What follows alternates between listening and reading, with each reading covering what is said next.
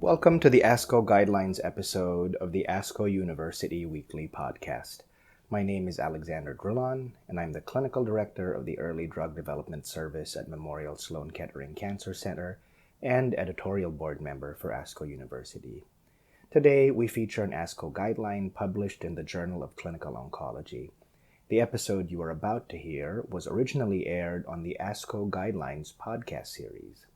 The ASCO Guidelines podcast series features interviews with panelists of recently published ASCO Clinical Practice Guidelines products, highlighting recommendations and noteworthy qualifying statements made by the expert panel.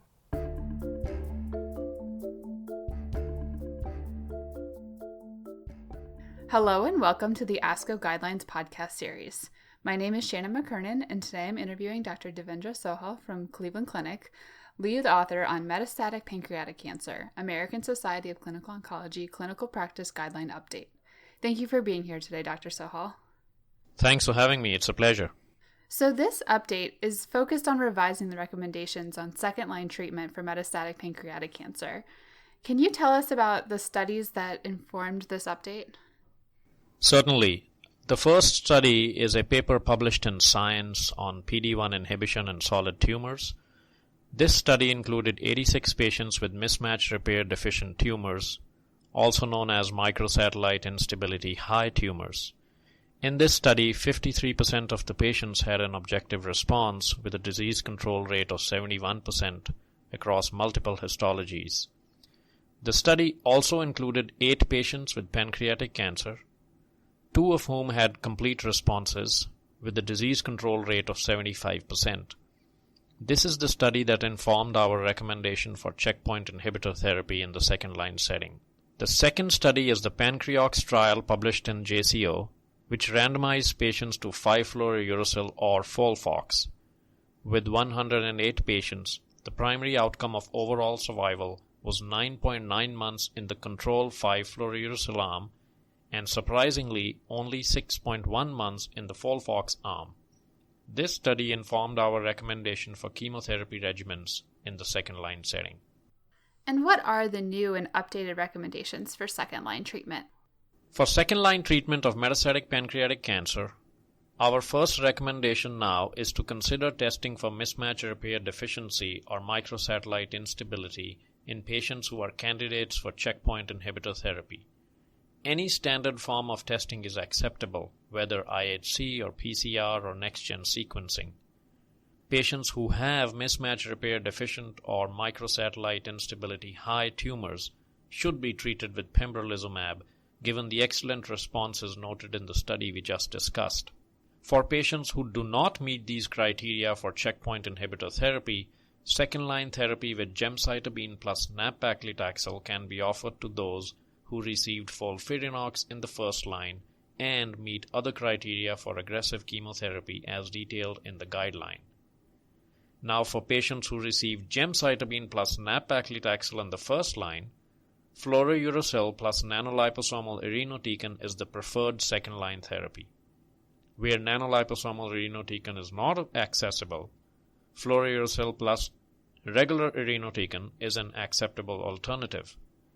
As I mentioned, the combination of 5-fluorouracil plus oxaliplatin can be considered as an option in this setting, but we have noted a qualifying statement about the Pancreox study, whose results are inconsistent with the CONCO3 study using the same agents as the OFF regimen. Given these conflicting results from different studies of 5-fluorouracil plus oxaliplatin, the recommendation for its use in the second-line setting has been softened. Can you also give us an overview of the recommendations from the original 2016 version that the expert panel decided were still valid? Sure. In 2016, the expert panel made recommendations which span from initial assessment through to follow-up and surveillance. For every patient with metastatic pancreatic cancer, a multi-phase CT scan should be performed and baseline performance status and comorbidities should be evaluated. Goals of care should be discussed with a multidisciplinary team, and all patients should be offered information about clinical trials. Outside of a clinical trial, standard first-line treatment options include FOLFIRINOX, gemcitabine plus nab-paclitaxel, or gemcitabine alone, and the full guideline provides details on which treatment is appropriate for which patients. The panel also recommended that every patient should be offered palliative care early in their treatment. These recommendations were endorsed in the update and are reprinted in totality in the bottom line box on the second page of the article. And finally, what are some important things to note about communicating with patients with pancreatic cancer, especially in the metastatic setting? Excellent point. It is important to communicate that participation in clinical studies is strongly encouraged. These studies could include new treatments or supportive care measures or collection of blood and tumor samples for further research, etc. While chemotherapy forms the backbone of treatment, it is only one component, and that is an important point to make.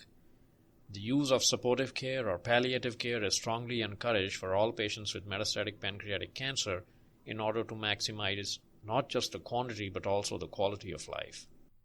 Great. Thank you for your work on this important guideline, and thank you for your time today, Dr. Sohal. Sure, thank you very much. I'd like to thank our panel for diligent data review and dedicated discussions, and the ASCO staff for all their support in producing the update. Thank you. And thank you to all of our listeners for tuning into the ASCO Guidelines podcast series. If you've enjoyed what you've heard today, please rate and review the podcast and refer the show to a colleague.